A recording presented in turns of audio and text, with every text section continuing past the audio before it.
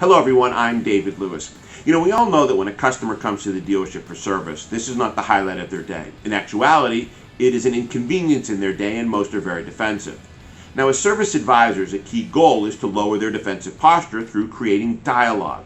Unfortunately, most people can easily detect fake or insincere dialogue. They're questions like, how are you today? And isn't today a beautiful day? Sure, some people answer with sincerity, but most recognize it as just us trying to get them to chat. The good news is people do like to talk. And what do they like to talk about? Well, they like to talk about themselves. Anything and everything that interests them. So here's a great way to create that dialogue.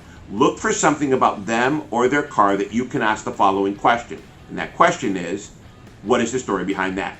For example, if the customer has a tow hitch, point to the tow hitch and ask, what is the story behind that? Or if you see any damage to their car, again, point at the damage and ask, what is the story behind that? Maybe they're wearing a logoed shirt. Ask them, what is the story behind that shirt?